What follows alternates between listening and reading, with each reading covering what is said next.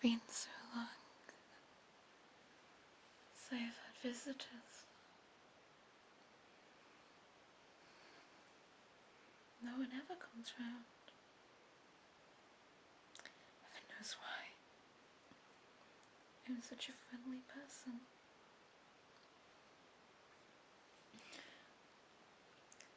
I'm so glad that I found you. I don't know what would have happened.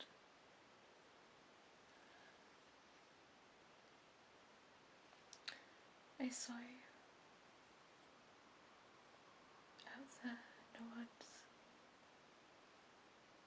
You look so cold. I had to take you in.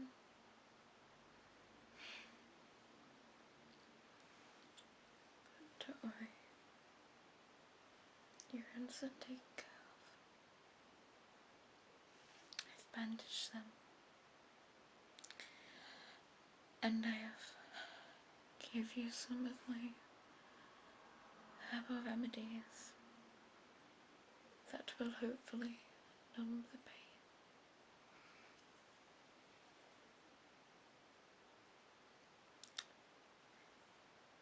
But hopefully you won't be able to move until you fall asleep.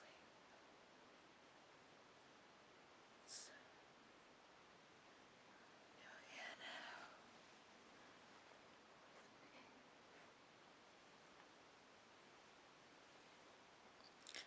Until you go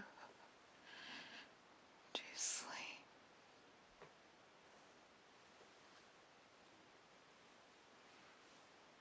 Who am I?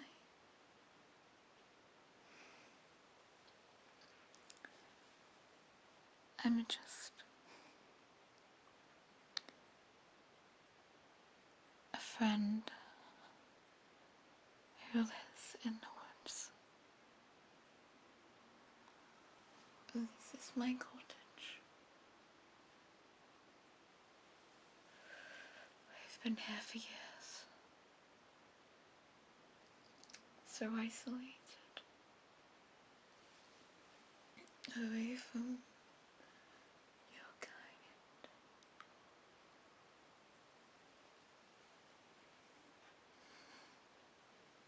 Your kind who don't even help you or miss you.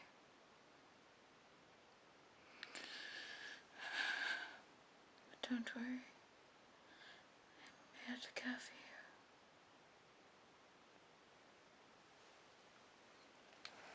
Always to care for you.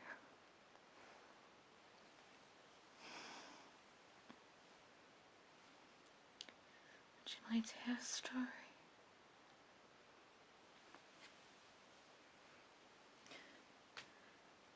Well, you have no other choice, really. But hopefully, it will help you fall asleep. Yes. It's a tale of woe,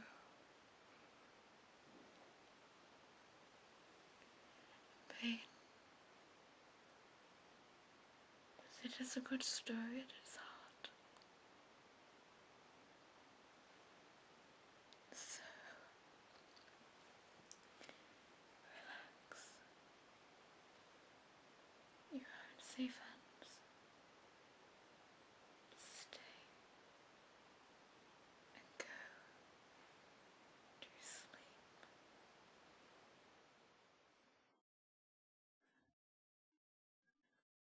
There once was a very deep woods,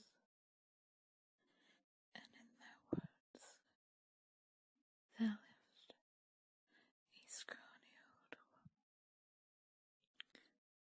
She had a reputation for being the best conjuring woman in town. With her bedraggled grey hair, strange eyes, crooked nose. She was not beautiful, but she was the best there was at fixing what ailed a man, and that was all that counted. Old Betty's house was full of herbs and roots and bottles, filled with conjuring medicines. Walls were lined with strange books, brimming with magical spells. Old Betty was the only one living in the hollow who knew how to read. Her granny also was a conjurer, had taught her the skill as part of her magic training. Just about the only friend old Betty had was a tough, mean, ugly old racerback hog that ran wild around her place. It rooted so much in her kitchen garbage that all left spells started affecting it. Some folks swore up and down that the old racerback hog sometimes walked upright like a man. One fellow claimed he'd seen the pig sitting in the rocker on old Betty's porch, chattering away to her as she stewed up some potions in the kitchen. But everyone discounted that story on account of the fellow who had took it. Was a little too fond of moonshine. Warhead was the name of old Betty gave the racerback, referring maybe to the way the ugly creature looks a bit like some of the dead pigs gone butchering time down in Hogskull Hollow. The racerback didn't mind the funny name.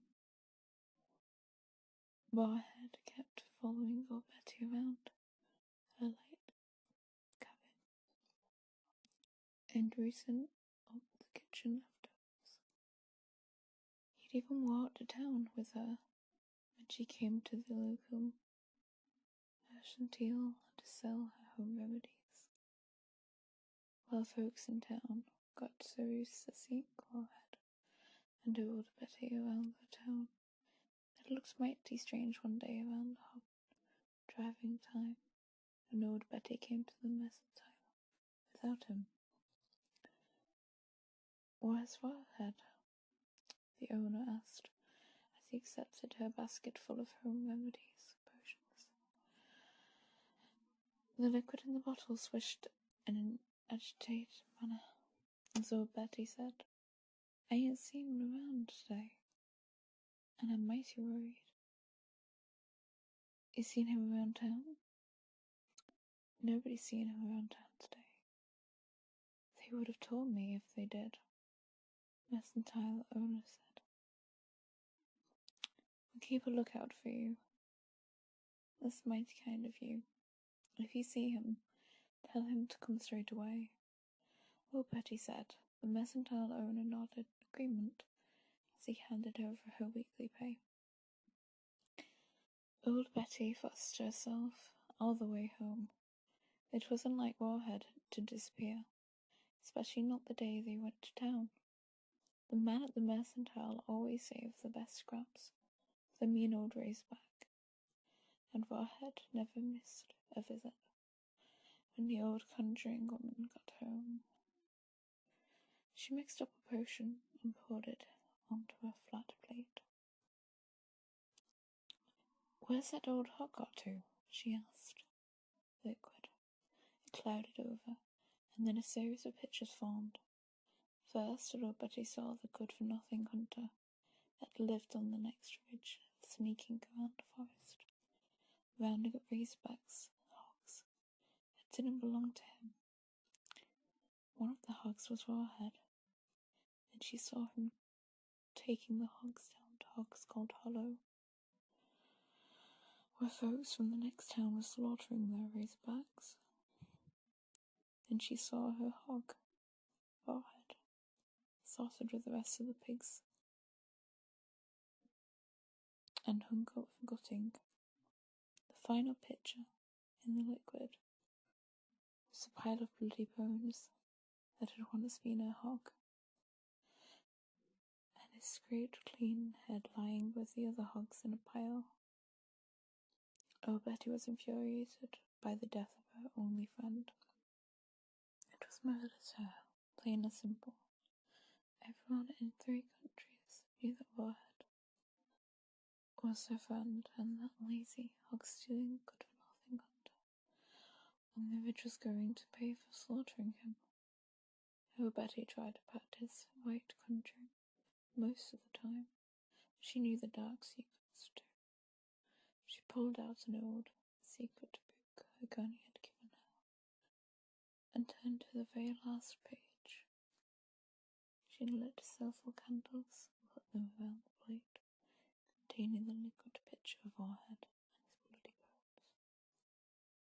Then she began to chant, Warhead and bloody bones, Warhead and bloody bones.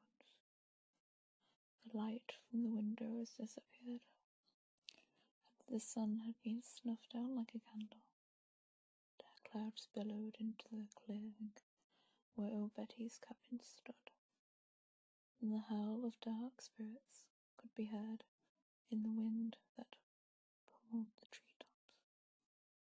Warhead and bloody bones, Warhead and bloody bones. Betty continued the chant until a bolt of silver lightning left the plate and straight out through the window, heading in the direction of Scald Hollow. When the silver light struck Warhead so for dead, which was piled on the hunter's wagon with the other hogheads, it tumbled to the ground and rolled until it was touching the bloody bones that had once inhabited its body. As the hunter's wagon rumbled away toward the ridge where he lived, the enchanted Warhead called out, Bloody bones, get up and dance.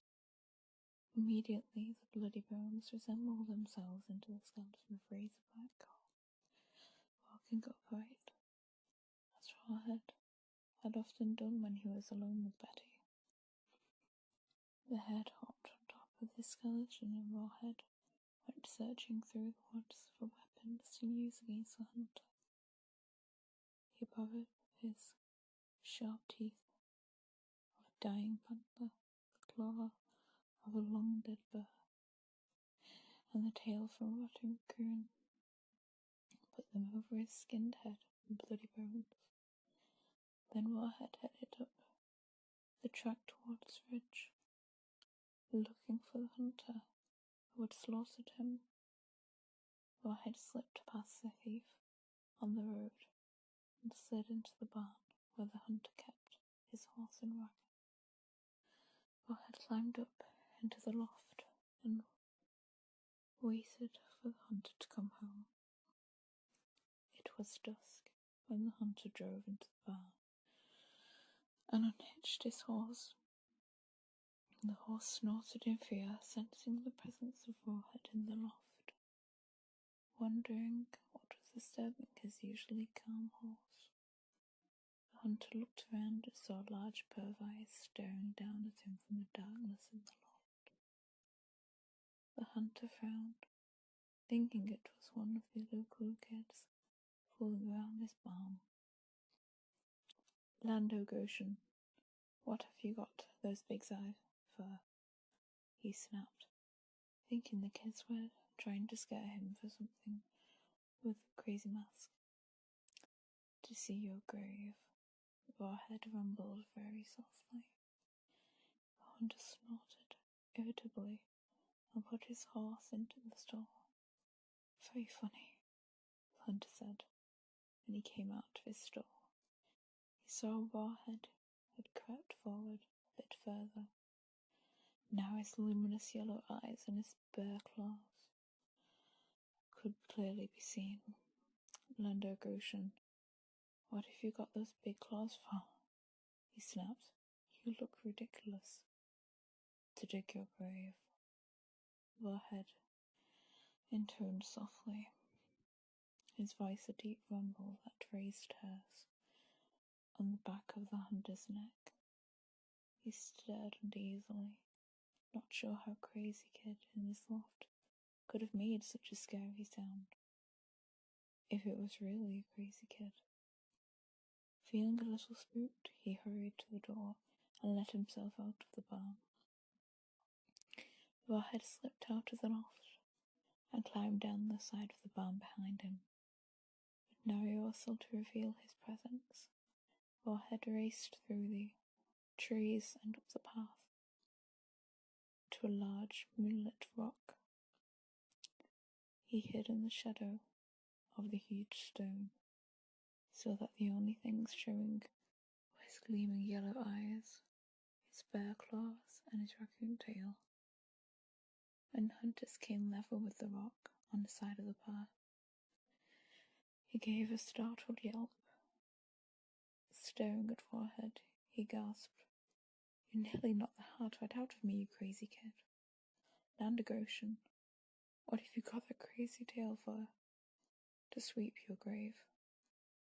Warhead boomed, his enchanted voice echoing through the woods, getting louder and louder with each echo. The hunter took to his heels and ran for his cabin. He raced past the old well house, past the woodpile, over the rotting fence and into his yard, but Warhead was faster. When the hunter reached his porch, Warhead leapt from the shadows and loomed above him. The hunter stared in terror up at Warhead's gleaming yellow eyes in the ugly racerback hog's head. His bloody, boned skeleton with its long bare claws, sweeping the raccoon's tail and his gleaming sharp panther teeth.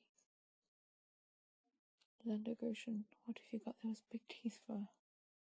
he gasped, desperately, stumbled backwards from the terrible figure behind him. "To eat you up like you wanted to eat me," Warhead roared, descending upon the good-for-nothing hunter. The murdering thief gave one long scream in the midnight.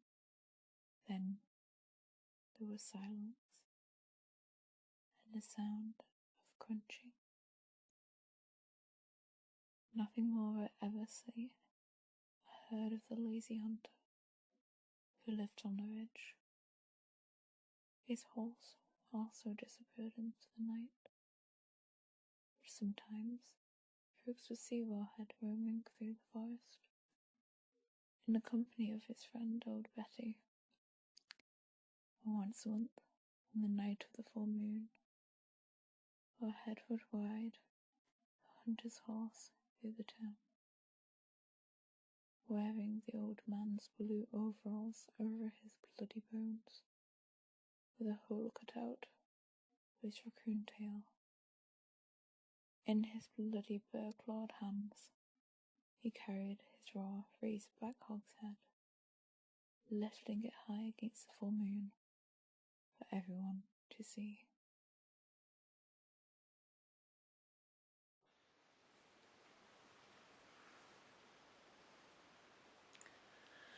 Did you enjoy that, my dear?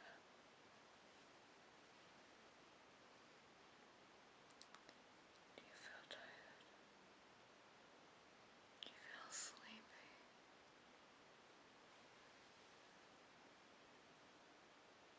Don't worry.